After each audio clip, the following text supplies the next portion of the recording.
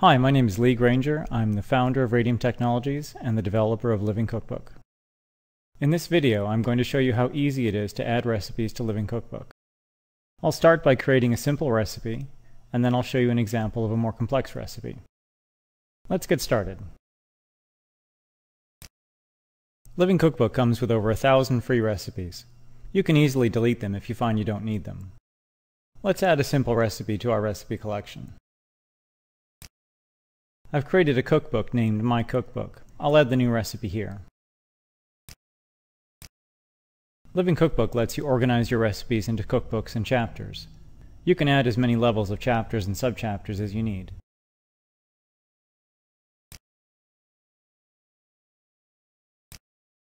This is the new recipe window.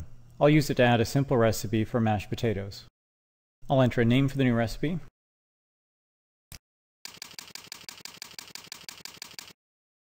Now I'll add cooking times and servings.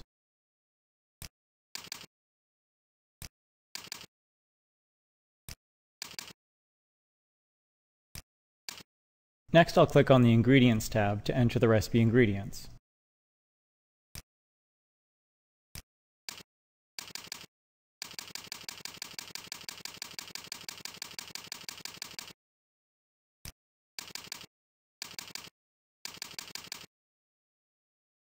Now I'll click on the Procedure tab to add the recipe's procedure steps.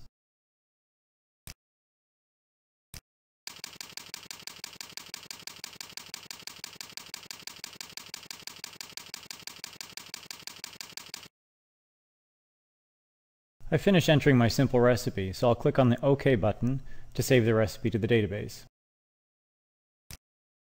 And there's my new recipe. Note that Living Cookbook automatically calculated the recipe's nutrition for me. The recipe ingredients are hyperlinks. Clicking on an ingredient link will take me to the ingredient. I'll click on the red potatoes ingredient.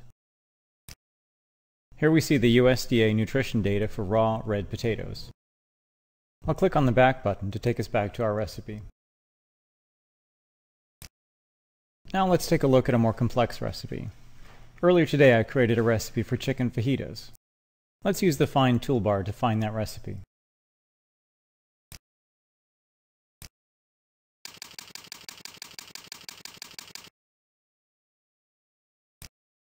And there's the recipe I want. I'll click on the recipe name to view the recipe. In addition to the ingredients and procedure that I added to our simple recipe, I've also added recipe comments, ingredient headings, procedure images, pagination, degree of difficulty, recipe type,